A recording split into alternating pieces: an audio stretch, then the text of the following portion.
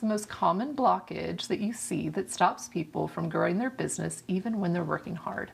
One of the biggest blockages is almost a toxic self-reliance that can happen. So I have seen people who have no business having as big of a business as they do. I mean, these people are not smarter than you. They barely work harder than you.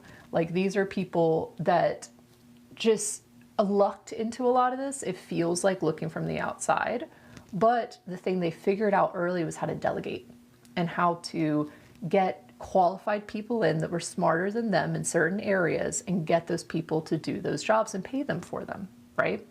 So when you are entering from the initial idea phase into growing a business, right? And then eventually you'll get into growth phase, which means that you go from this feeling of pushing a boulder up a hill to the boulder itself having some momentum behind it. And it feels like you're kind of running with your business instead of just shoving it from the back, being like, get up the damn hill, right?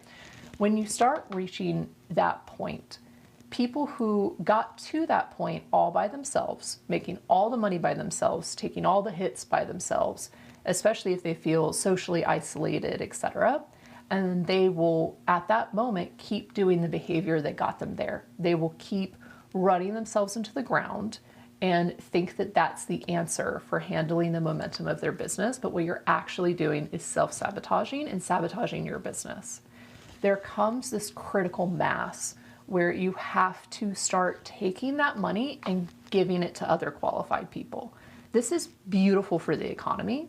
It's beautiful for other freelancers and business owners, especially if you're paying contractors, because you don't have to 100% hire an employee in-house, especially if you're like stressed about that and you're stressed about the paperwork involved, etc. Like, you don't have to do that.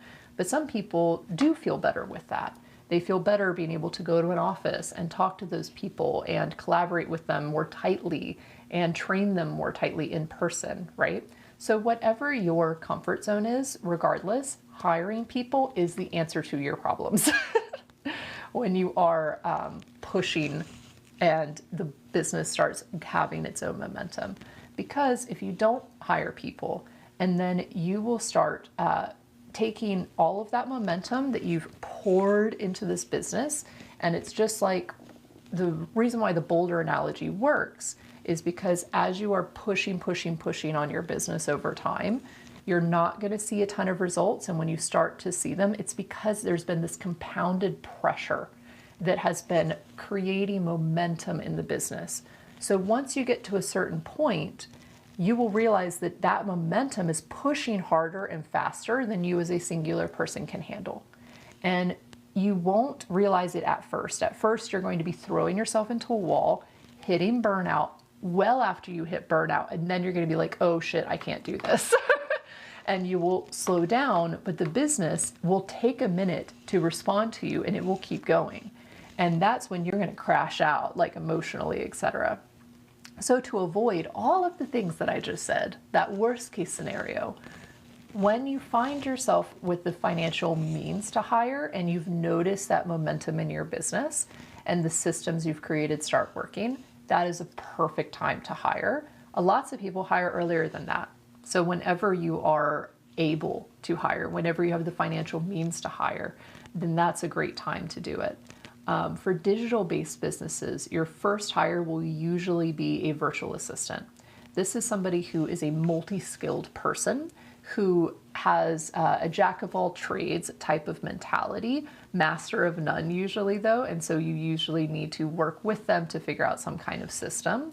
And that person can basically be like a second head for you, and they could be a catch-all, right? They can check your emails for you. They can monitor your ads for you. They can schedule your social media posts, edit videos, any of that kind of like busy work that will be taking time out of your business and taking time for you off of your plate and putting it onto their plate. That can be the most important thing at the beginning, because you're just going to be spending a lot of time on shit that does not require your time and attention. It requires their time and attention, and it's a great symbiotic relationship.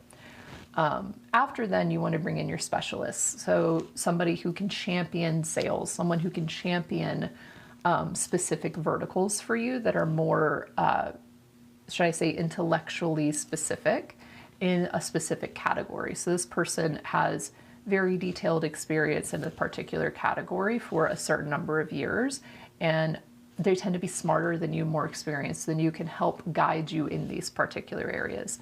That's another thing that you should be looking for after that.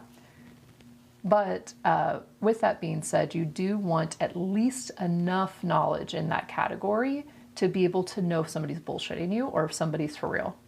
And so at least trying and screwing up in a category so that you at least know what not to do, that can be more valuable than just hiring someone right from the get-go and blindly trusting that they know what to do.